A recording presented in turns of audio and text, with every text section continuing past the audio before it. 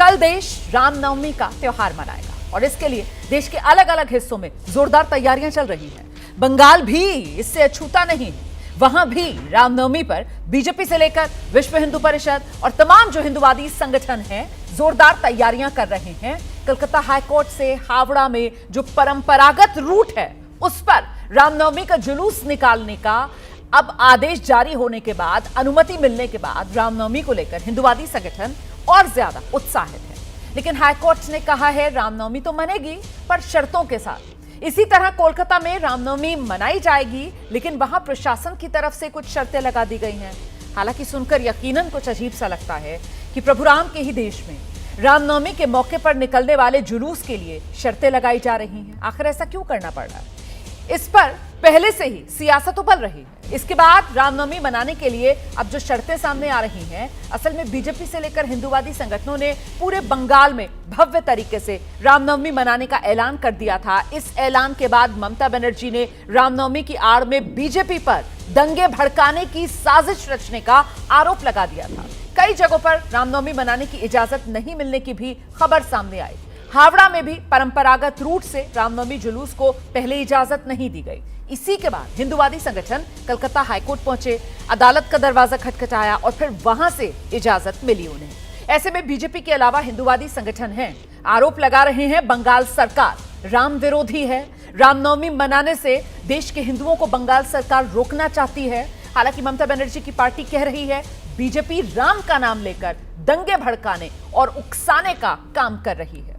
तो बंगाल में आरोप जादवपुर यूनिवर्सिटी से भी उठे, जहां के कई छात्रों ने विश्वविद्यालय प्रशासन पर आरोप लगा दिया कि वहां रोजा इफ्तार की इजाजत तो मिल गई लेकिन रामनवमी की नहीं मिली। बंगाल में कई जगहों से रामनवमी पर इसी तरीके की अलग अलग खबरें सामने आई।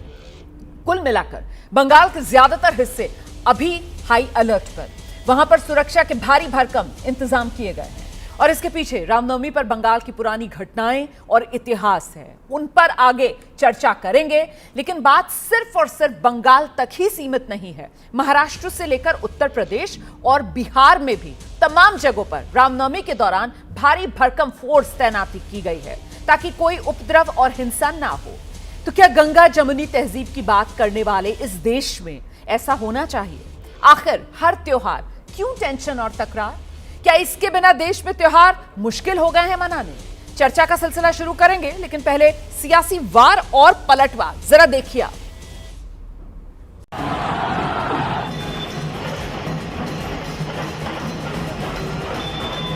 अन्नपूर्णा पुजो दी इतिहासটা জেনে রাখুন।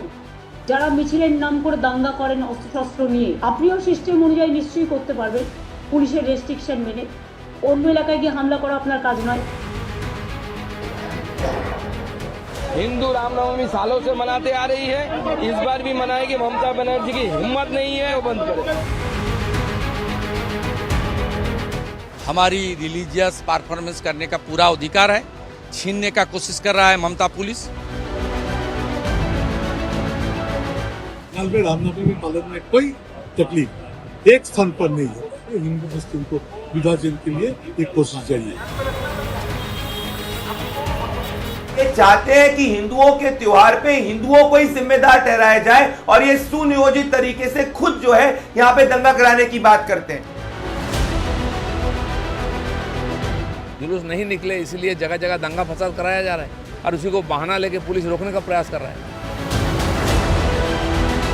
केवल रामनवमी पे ही बदमाशी भाजपा वाले करते हैं। यह लोग धर्म के नहीं रहते, ये लोग भारतीय जनता पार्टी के विकृत भ्रष्ट धर्म को आगे बढ़ाते हैं। तो पश्चिम बंगाल की सरकार हिंदुओं को, विशेषकर सनातनियों को, उनके कार्यक्रम में बाधा डालने का इनका एक प्रक्रिया बन गया है। रामनवमी के समय कुछ लोग हैं जो उद्दंडता करने के लिए डीजे बजाते हैं मस्जिद के सामने में। ये सब चीज ना हो।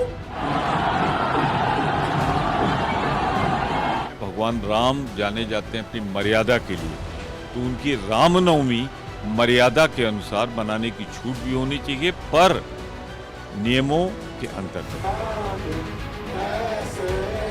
12 साल हो गए, कम से कम 12 साल से हम लोग उसी रूट से जा रहे हैं।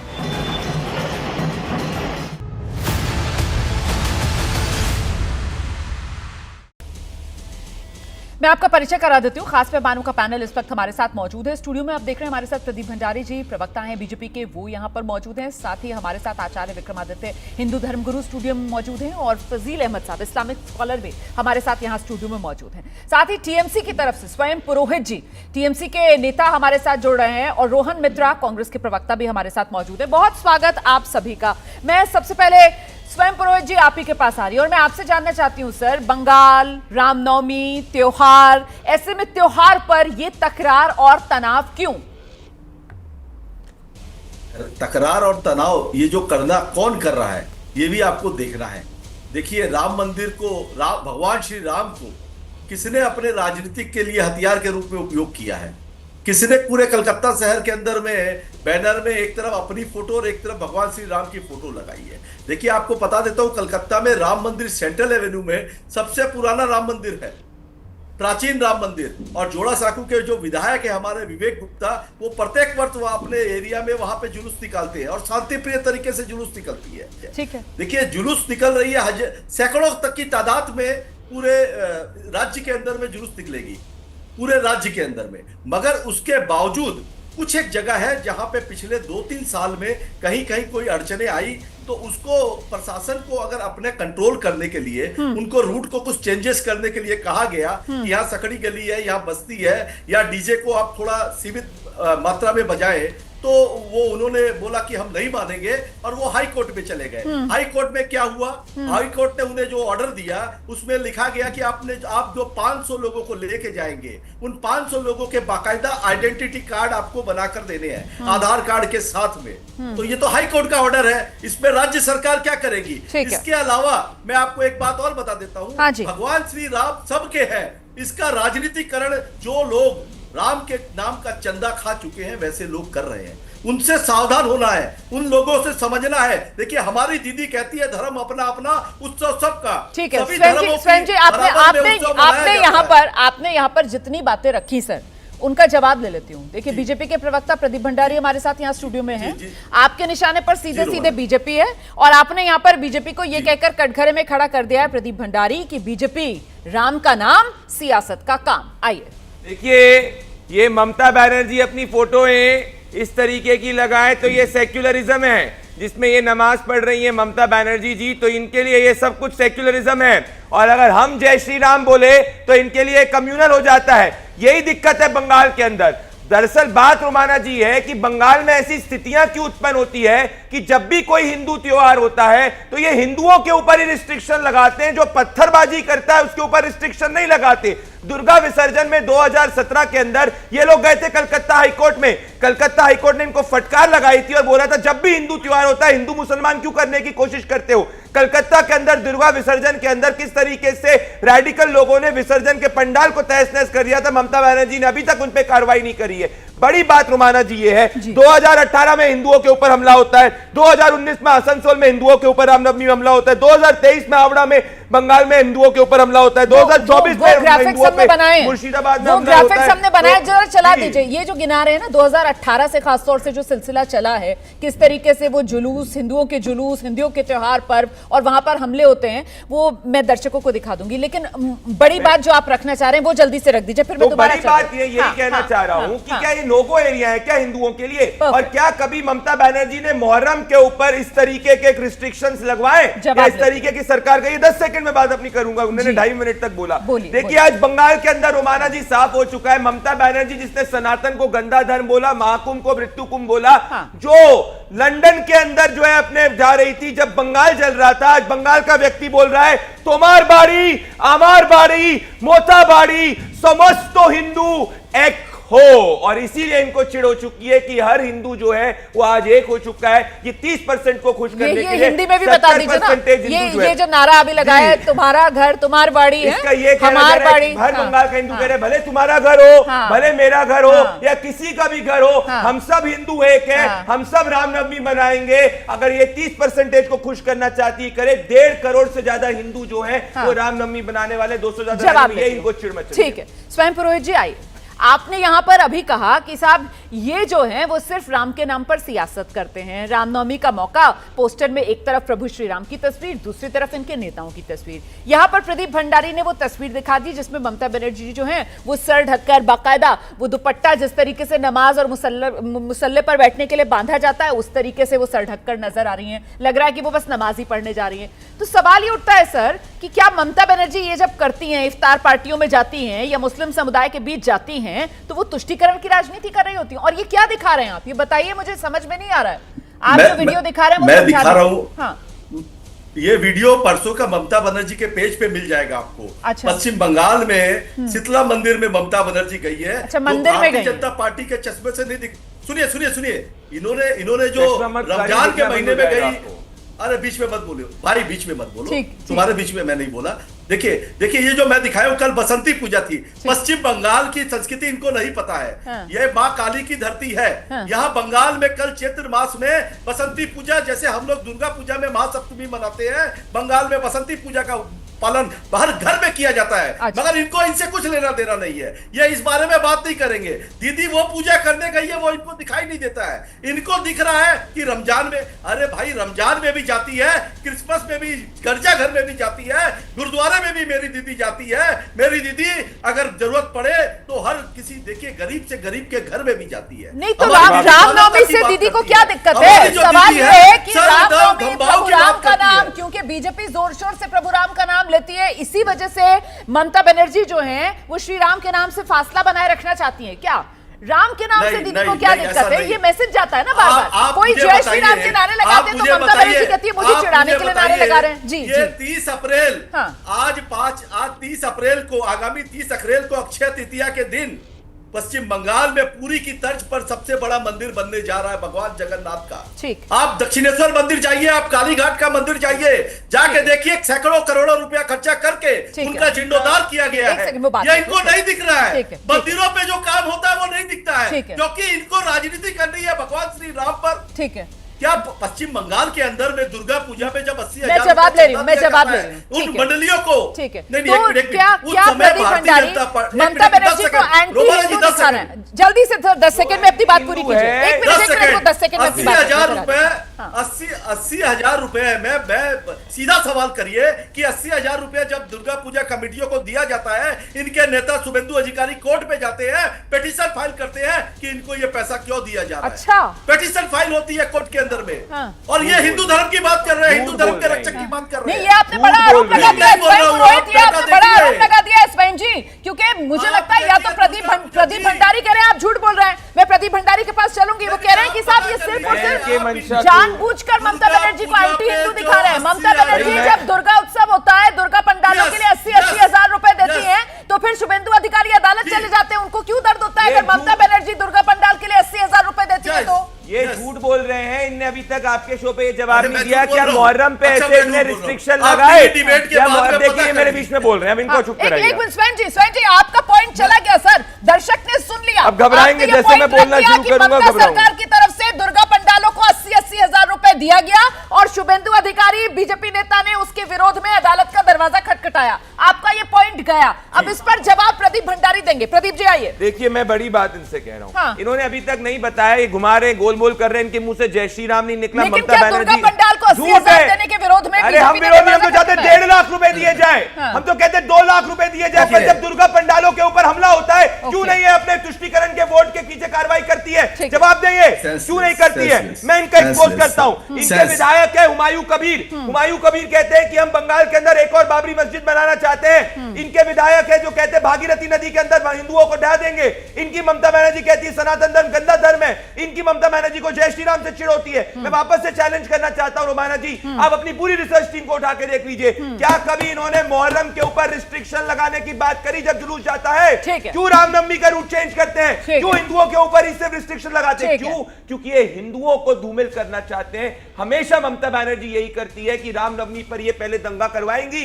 पत्थर फिकवाएंगी और हिंदुओं की शोभा यात्रा पे रिस्ट्रिक्शन करेगी। अगर इन्होंने मुहर्रम पे रिस्ट्रिक्शन दिखा दिया, बंगाल सरकार गई तो मैं अपने शब्द वापस। ठीक है, मैं आगे बढ़ रही हूं। हमारे साथ कांग्रेस के प्रवक्ता रोहन मित्रा बहुत देर से अपनी बारी का इंतजार कर रहे हैं, जरा उन्हीं के पास दर्शकों को लेकर चलेंगे। रोहन जी, बंगाल से आपका ताल्लुक है और आप मुझे बताइए कि यहां पर जिस तरीके से जब भी त्योहार आता है और खासतौर से बंगाल में ये तकरार की जो तस्वीर उभरती है, एक तरफ बीजेपी और दूसरी तरफ टीएमसी की मोर्चाबंदी हो जाती है, ये मामला आखिर है क्या? तुष्टीकरण, संतुष्टीकरण, ये मामला किसका है रोहन मित्रा? चित्रा जी, सबसे पहले आपको और आपके सभी दर्शकों को मेरी तरफ से नमस्कार। रोमाना बोल रही हूँ सर, स्टूडियो में लगता है इस पूरे पैनल में मैं अच्छा, सॉरी, मुझे दिखाई नहीं दे रहा है, तो sorry. Romana ji, first of all Pradeep ji, ये कांग्रेस और टीएमसी, ना शो का टॉपिक पता, ना शो का टॉप बैंड पता, अजीब बात है यार, ना कुछ पता। ये है कांग्रेस पार्टी, शाबाश कांग्रेस। प्लीज, ठीक है, रोहन जी प्लीज आइए, रोहन जी जवाब दीजिए। लोगों को आपके शो में रखोगे, वैसे ही है। ये बंगाली कल्चर के साथ तो इसका कोई ताल्लुकात ही नहीं है। जी, रोहन जी प्लीज आइए, जवाब दीजिए। ठीक है सर, ठीक है, आइए। ऐसे बदतमीज लोगों को आप अपने शो में लाते हो, सर, बंगाली थोड़ा सा कल्चर के संयम साथ के कोई साथ ताल्लुकात ही नहीं है। भाषा का ख्याल रखिए। इनको सर, प्लीज, बंगाली लोगों के ठीक है, आसवा पे कोई समझ ही नहीं है। ठीक है। ये तो बंगाल के बारे में कुछ जानते ही नहीं है।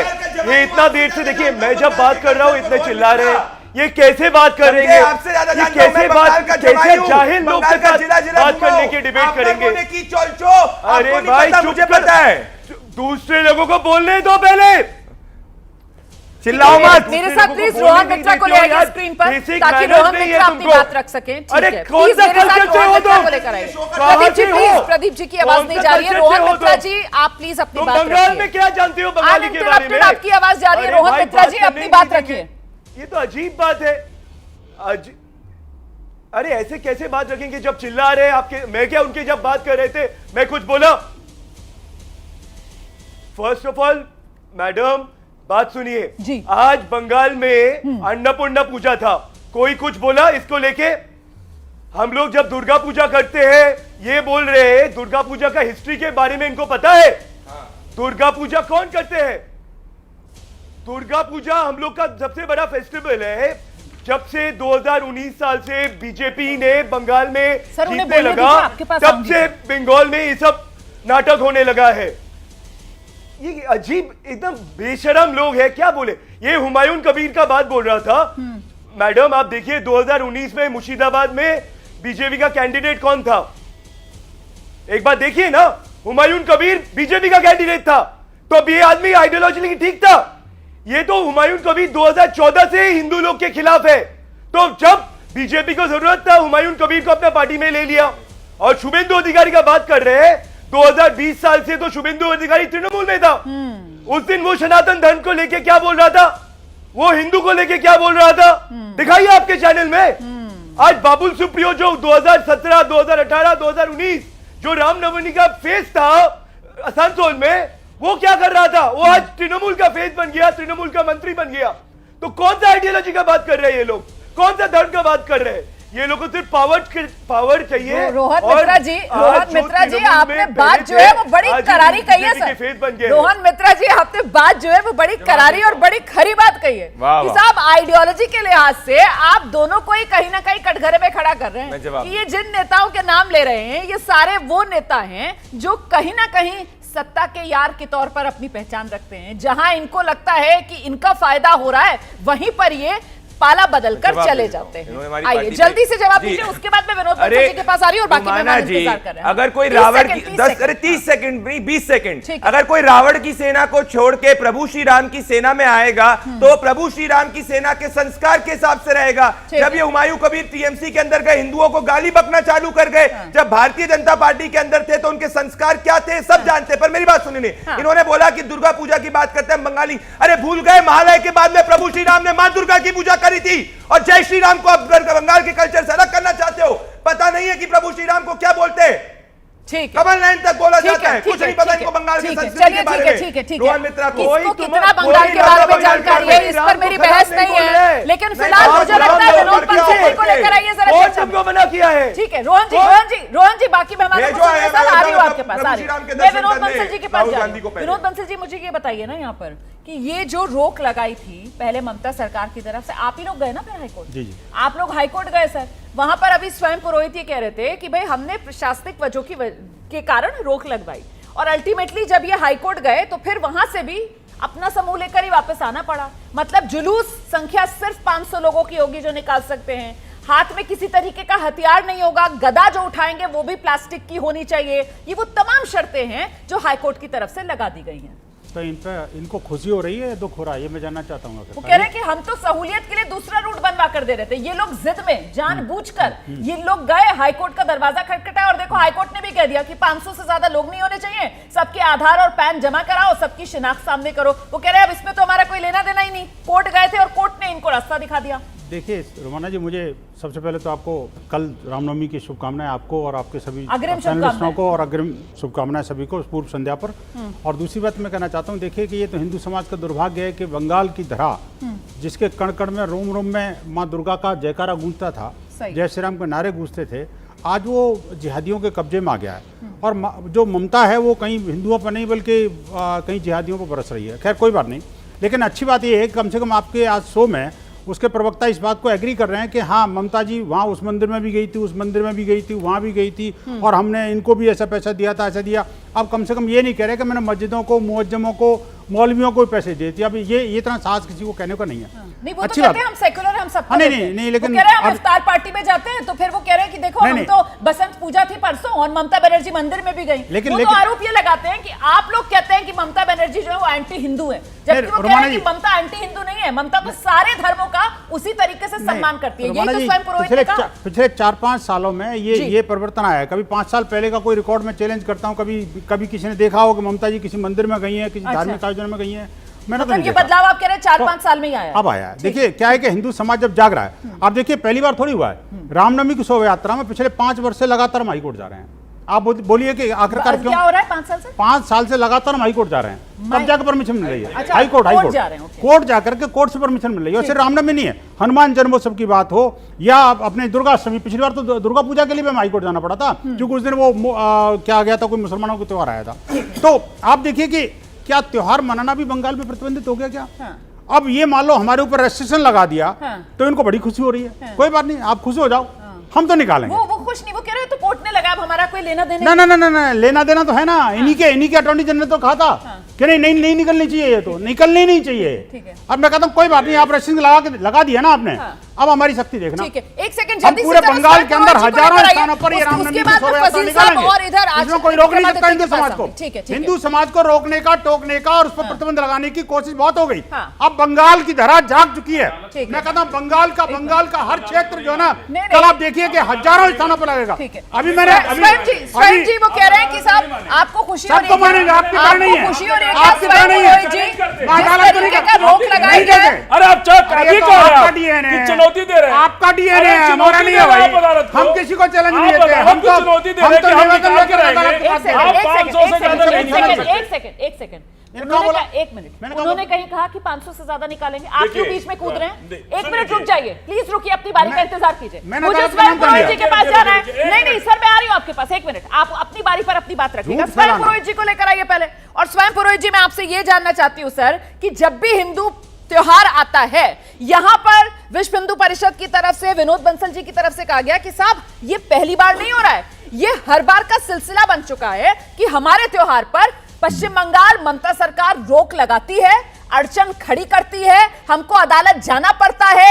हिंदुओं को बंगाल में अपना त्योहार मनाने के लिए अदालत का दरवाजा क्यों खटखटाना पड़ता है? और वो सवाल जो बार बार प्रदीप भंडारी मुसलमान अगर ताजिए निकालते हैं, जुलूस निकालते हैं, तो उन पर रोक क्यों नहीं? उन्हें कितनी बार अदालत जाना पड़ा? फर्क क्यों है ये बताइए? आप एक सवाल पूछने के लिए जवाब सुनेंगे। विनोद जी जवाब सुनिए। पिछली बार 2024 की बात कर रहा हूँ, जो हावड़ा के जिस रूट की बात हो रही है ना, वहां पे कट्टा लहराते हुए व्यक्ति को पकड़ा गया था, जो कि भारतीय जनता पार्टी का। हमने रोका था क्या? सुन लीजिए और कट्टा लहराते हुए क्या बात कर रहे हैं? क्या कानूनी काम है कि गैर कानूनी? हमारी शोभा यात्रा में भेज दिया, धक्का मार के पत्थर ऊपर से फेंकवा दिया और फिर कह रहे हो कि वो हमारा आपका आदमी था। अरे पकड़ो ना, हमको मना कर रहे हैं। सुनिए, हम किसी इलीगल काम को सपोर्ट नहीं करते, हम अपनी यात्रा को किसी तरह से बंदिश करने में विश्वास नहीं करते। हमारी यात्रा होकर रहेगी।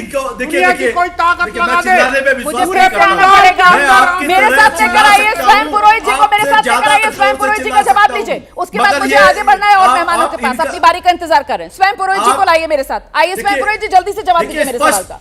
स्पष्ट बात है कि इनको भारत की जो संस्कृति है, जो सेकुलरिज्म की संस्कृति है, उनसे इनको चिढ़ है। ये बात करते हैं हिंदू राष्ट्र की, हिंदू राष्ट्र की बात करते हैं, हिंदू धर्म की बात करते हैं, कभी सीए, कभी एनआरसी, जितनी बात होगी मुसलमानों की बात करेंगे। ये इनका एजेंडा है, हमारा ऐसा कोई एजेंडा नहीं है। हमारी दीदी सर्वधर्म समभाव की बात करती है, सभी धर्मों, वो मानवता की बात करती है, वो महिलाओं की बात करती है। आप वही बात दोहरा रहे हैं, लेकिन आप वही बात है, वो सच्चाई है, सच्चाई को आप कितना भी घुमाइए। का खतरा क्यों नहीं? हाँ, इतना जरूर आपने कहा कि ट्रैक रिकॉर्ड उठाकर देख लो। जरा लेकर आइए स्क्रीन पर हमारे साथ, यहाँ स्टूडियो में जो गेस्ट है आचार्य विक्रमादित्य, मैं आपसे समझना चाहती हूँ, यहाँ पर उनकी तरफ से बड़े आराम से कह दिया गया कि साहब जब ये हिंदू जुलूस निकलते हैं, उन्होंने बता दिया 2024 में किस तरीके से जुलूस में वो कट्टा लहराता वो व्यक्ति, और बाद में उसको पकड़ा पुलिस ने और उसका बीजेपी से लिंक निकल आया। यही तो आरोप है जो ममता सरकार लगाती है कि ये दरअसल त्योहार नहीं मनाना चाहते, बल्कि त्योहार के नाम पर राजनीति करना चाहते हैं, माहौल बिगाड़ना चाहते हैं। और वो अपना एग्जाम्पल दे रहे हैं, वो कह रहे हैं अन्नपूर्णा पूजा आज बंगाल में मनाई जा रही है, उसके बारे में इन्हें पता भी नहीं है। ये जो राजनीति करते हैं रामनवमी पर, उन्होंने तस्वीर दिखा दी ममता बनर्जी की कि बसंत पूजा भी परसों थी और उसमें ममता बनर्जी मंदिर में गई, वो नजर नहीं आता है बीजेपी वालों को। ये आरोप वो लगा रहे हैं। टाइम दीजिएगा, आपने सबसे आखिरी मुझे बोलने को कहा है। नहीं, अभी आखिरी में ये इंतजार कर रहे हैं, आप आराम से अपनी बात रखिए। सबसे पहले तो एक बात करें, सबसे समझ, कल आपने, कल की बहुत दूर की बात ना करें, 2 साल पहले 3 साल पहले की बात ना करें, कल की बात करें। कल वक्फ बोर्ड के लिए पुतला मुस्लिम लोग वहां रोड पे निकले और क्या क्या नहीं कहा गया, क्या क्या बात बकवास नहीं हुई, कौन कौन सी चीजें गाली नहीं दी गई, ये कर देंगे वो कर देंगे, अब जावड़ा तोड़ देंगे, और तो और मैं बियॉन्ड बोलना भी नहीं चाहता क्या क्या वहां पे बात कही गई। किसी पे केस दर्ज हुआ? ठीक है। किसी पे केस दर्ज हुआ? ठीक है। जनता आप समझें कि बंगाल की जनता कितनी है। मैंने अभी हिसाब लगा के देखा, 9 करोड़ जनसंख्या है, उसमें से 74% हिंदू हैं और उन हिंदुओं की संख्या करीब करीब 7 करोड़ निकलती है। 7 करोड़ हिंदू जो धर्म में विश्वास रखते हैं, उनमें से 500 लोगों के लिए यहां पर राशन बंट रहा है।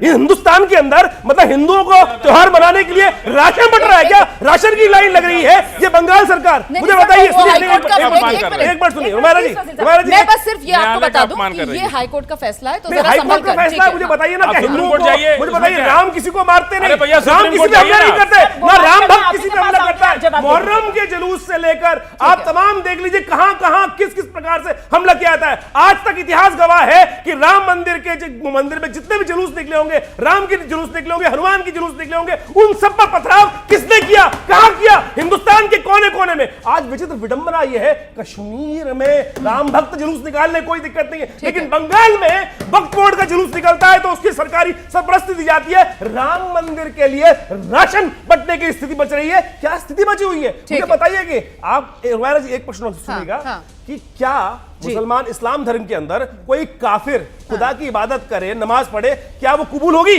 क्या वो कबूल होगी? बिल्कुल कबूल नहीं होगी। मैं कह रहा हूं इस्लाम के अंदर लिखा है, इस्लाम के अंदर साफ-साफ लिखा है कि जब तक आप इस्लाम को कबूल न कर लो, जब तक आप, तब तक आपकी इस्लाम की जो आयत है पढ़ना कबूल नहीं है। अरे छोड़ो ना, आपको बोला नहीं, आप तो बोला नहीं, आप तो खुद कन्वर्टेड हो, आप तो खुद कन्वर्टेड हो। किसी पक्के मुसलमान से बात करो, मैं कह रहा हूं, बिल्कुल कबूल हो रहा हूं कि यार स्वांग रच रहे हैं। अभी हमने कल एक वीडियो देखा, उसके अंदर टीपू सुल्तान साहब खड़े थे, नमाज पढ़ने की आदत कर रहे थे, उसके अंदर नमस्ते कर रहे हैं। अरे भाई तुमको बरगलाया जा रहा है। एक मिनट, मतलब पॉइंट क्या रख रहे हैं? पॉइंट मैं पॉइंट ये रख रहा हूं कि जो ममता जी ने या तो इस्लाम कबूल कर लिया, तब आप इबादत कर रही हैं, तब आप नमाज पढ़ने की बात कर रही हैं, तब तो खुदा कबूल करेगा।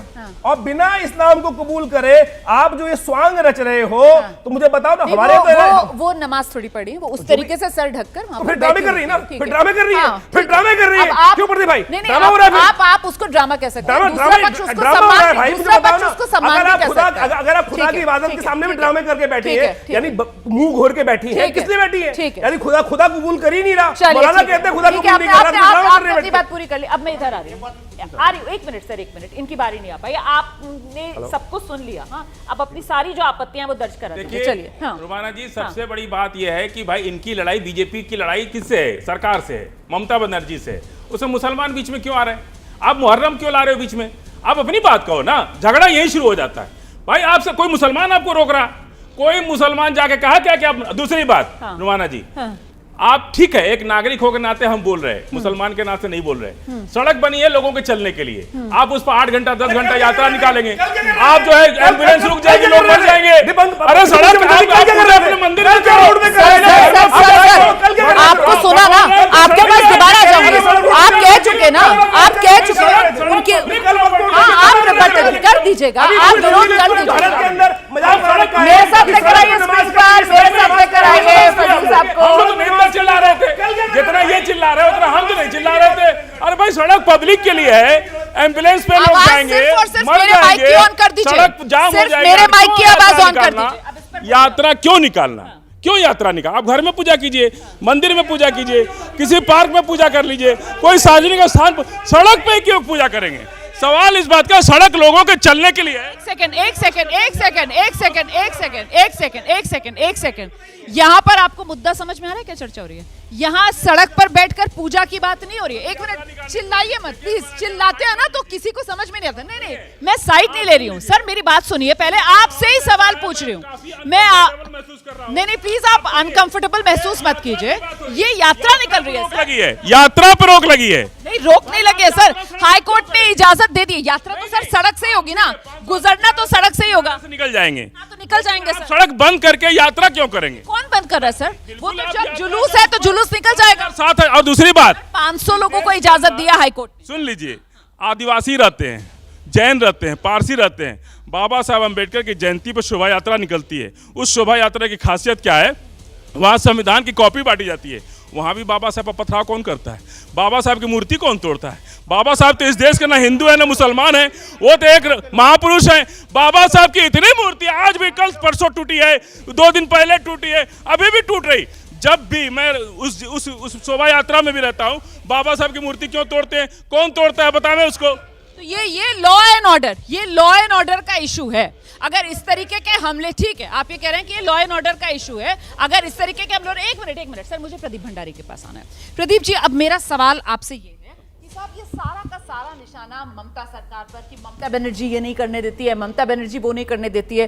सर थोड़ा सा अपनी सहयोगी और जहां पर आपके सहयोग से सरकार चल रही है बिहार, जरा वहां के बारे में भी दर्शकों को बताइए कि रामनवमी का पर्व है और रामनवमी के पर्व पर जो जुलूस निकलेगा उसमें नीतीश सरकार की तरफ से ये निर्देश दे दिए गए हैं सर कि डीजे नहीं बचा सकते आप।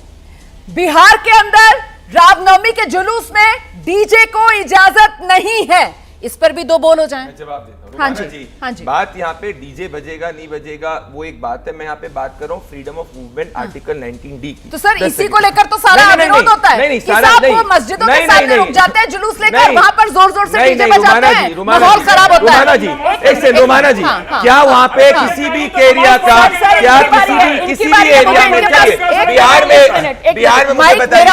बिहार में क्या बिहार की सरकार ने बोला कि यहाँ से रामनवमी का जुलूस नहीं जा सकता? कोई भी ऐसा एरिया नहीं है। इन्होंने एक बात करी कि भाई सड़क पर चूर शोभा यात्रा निकाली जाए। कुमार ने सही किया, डीजे पर रोक लगा दी रामनवमी के जुलूस में। वहाँ पे लोकलाइज डीएम जो है वो निर्णय लेगा, अगर सरकार को लगता है कि वहाँ पे बीएड बनना चाहिए तो, परंतु कहीं देश के हर कोने से रामनवमी की यात्रा निकलनी चले, भले बिहार हो या बंगाल हो। बिहार में कहीं भी रामनवमी की यात्रा, बंगाल में भी तो वो यही कह रहे हैं कि साहब प्रशासन ने दूसरा रूट कहा था लेकिन ये रुक अड़ गए उसी रूट। बिहार में रूट नहीं चेंज हुआ, वो तो हाईकोर्ट से फिर लिया ना इजाजत, लेकिन वो कह रहे हैं कि फिर 500 लोगों को इजाजत मिली। हम तो कह रहे थे संकरी गलियां दूसरे रूट से निकाल। हाईकोर्ट ने कहा है उसको मानेंगे, परंतु हम कह रहे हैं कि फ्रीडम ऑफ मूवमेंट पूरे बिहार में बंगाल में नहीं है। ये कह रहे हैं सड़क पर रामनवमी नहीं निकाली जाती तो सड़क पर क्यों पढ़ा जा रहा है नमाज? जवाब दीजिए। और क्यों नहीं निकालेंगे? हमारा हिंदुस्तान भारत है, ये संविधान है, हिंदू काटोगे आप?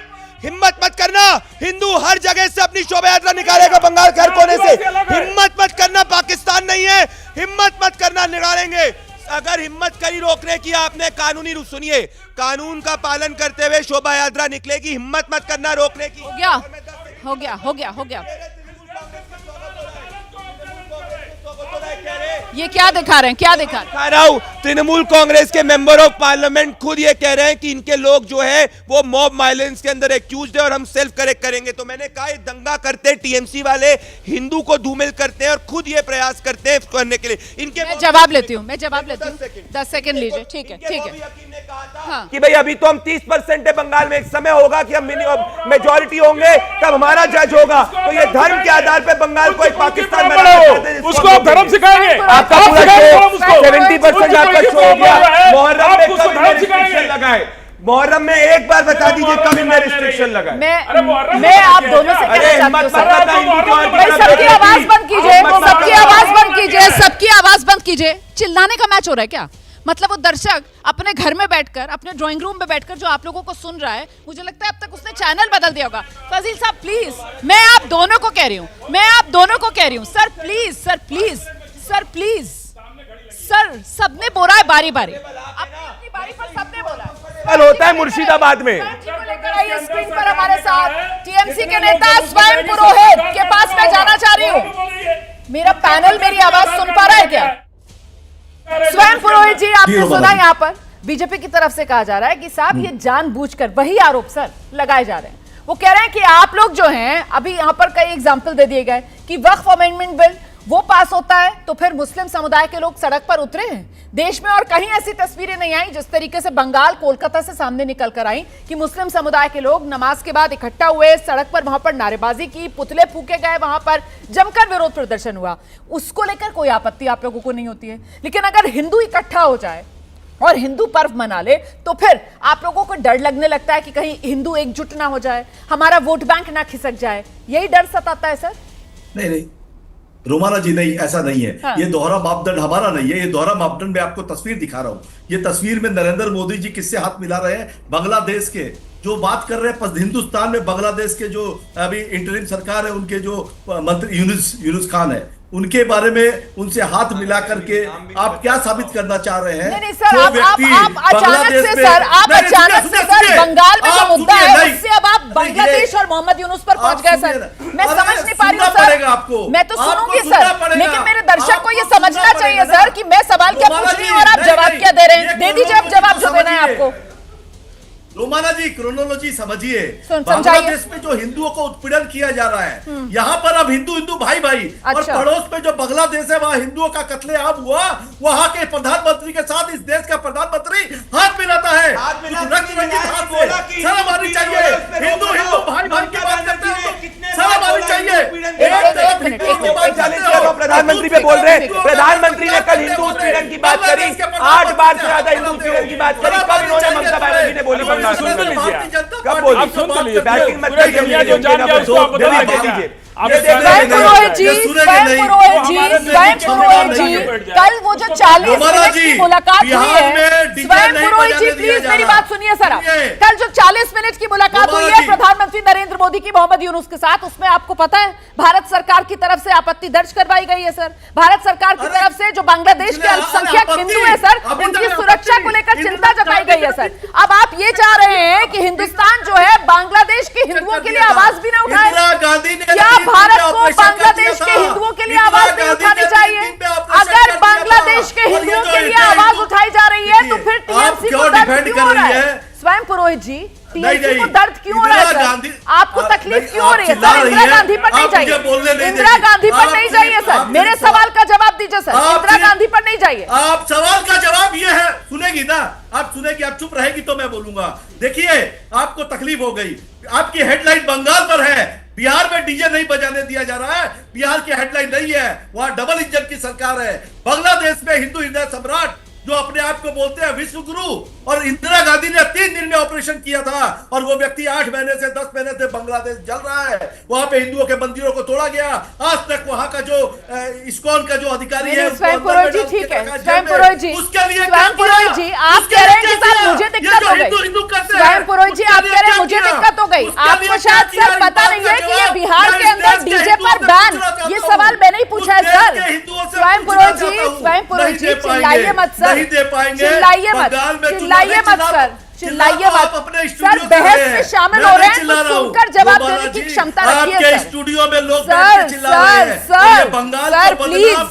प्लीज, सर प्लीज, ये बिहार में डीजे पर बैन सर, ये सवाल मैंने ही उठाया सर। आपको तो पता भी नहीं था शायद कि बिहार में डीजे पर बैन है रामनवमी पर, आपको तो शायद पता भी नहीं था सर। मैं कांग्रेस के प्रवक्ता रोहन मित्रा के पास जाना चाहती हूँ।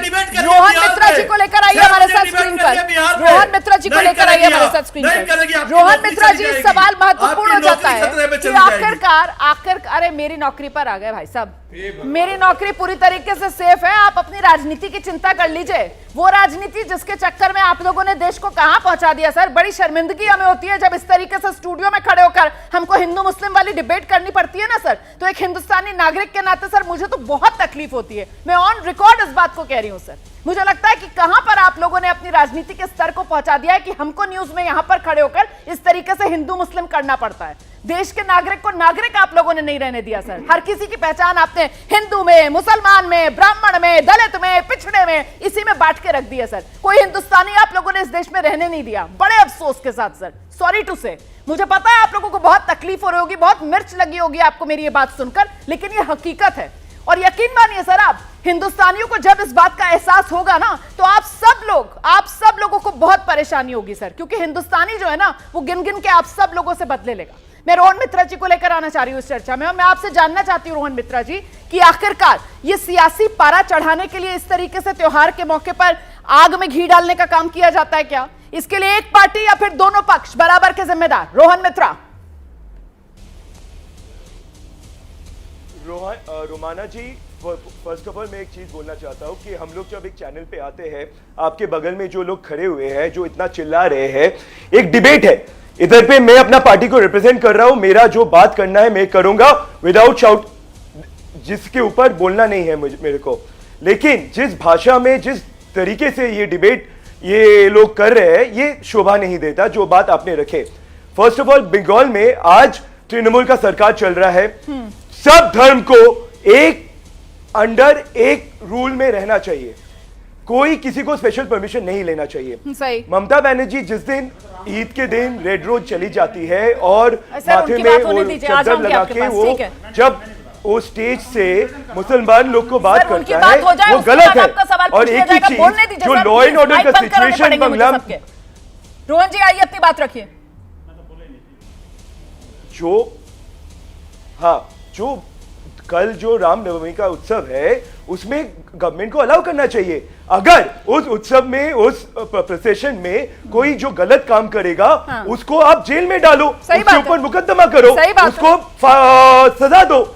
लेकिन ये जो नैरेटिव बनते हैं, जो आप लोग के चैनल में हम लोग इधर पे आके जो बात कर रहे हैं, इसमें क्या हो रहा है कि बीजेपी सिर्फ बोलना चाहता है कि बंगाल में सिर्फ हिंदू पे ऊपर अत्याचार हो रहा है। मैं आपको बोलना चाह रहा हूं, तृणमूल के गवर्नमेंट के अंदर हिंदू हो या सिख हो या क्रिश्चियन हो या मुसलमान हो, सब पे ऊपर अत्याचार हो रहा है। लेकिन ये जो रिलीजन के ऊपर जो नैरेटिव बन रहा है, इसमें फायदा हो रहा है बीजेपी को।